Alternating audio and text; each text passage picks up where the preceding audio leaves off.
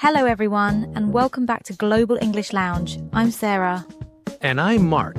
Last episode, we had a great time traveling around the world, hearing 6 different English accents. It was really interesting.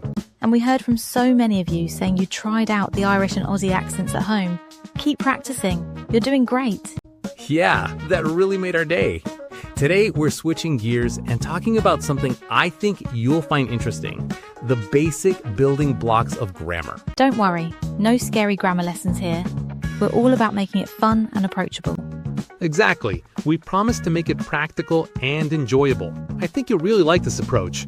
And to help us with this, we've invited 2 of our good friends back, Melissa from the US and Dave from the UK. We're so excited to have them here. Hey everyone! I'm really looking forward to making grammar more approachable and fun. This should be really helpful. Hello there, great to be back. And yes, I even brought my proper cup of tea. Wouldn't be the same without it, really.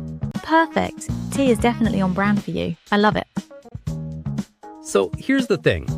Grammar is basically the structure that keeps your sentences from falling apart. It's like the foundation of a house. Today, we'll break it down into the essentials: nouns, verbs, adjectives, adverbs, pronouns, subjects, and objects. These are really important building blocks. Yeah, think of them as building blocks. Once you know how to use them, you can build any sentence you want. It's quite powerful, actually. Or like ingredients in a good recipe. Leave one out and the dish feels a bit incomplete, doesn't it? Just like my tea without milk. Can't have one without the other.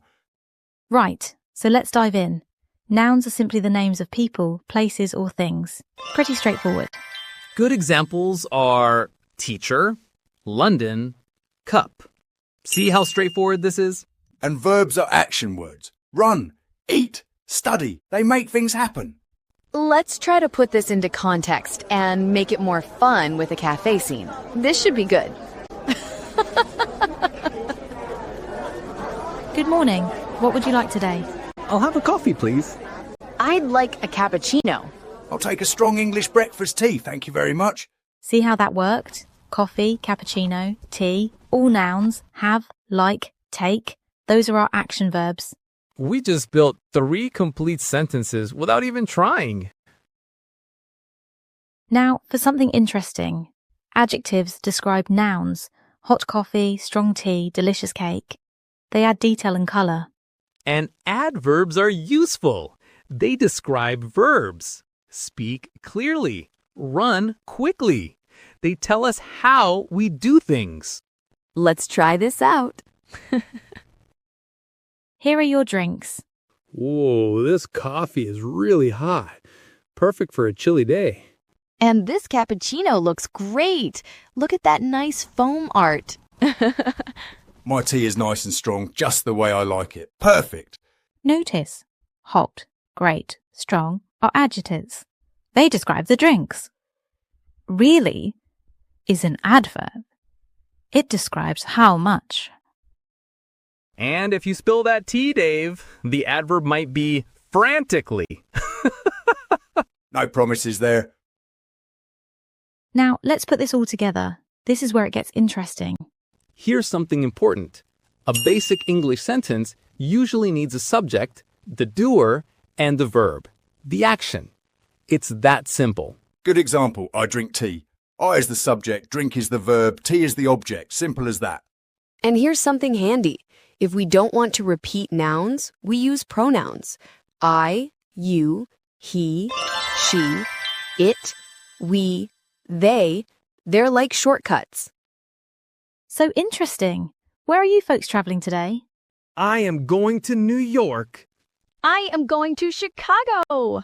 I am going to London, cheerfully. Notice how this works. I is the subject in every sentence. If we were travelling together, we could say, we are going to London. See the pattern? And the destinations, New York, Chicago, London, those are our objects here. They're what we're going to. Your turn, listeners. Repeat after us. I drink coffee. You speak clearly. She eats delicious cake. They travel quickly. Great job! You just used subjects, verbs, objects, adjectives, and adverbs like pros. You're doing really well. By the way, Melissa, you say cookies, right?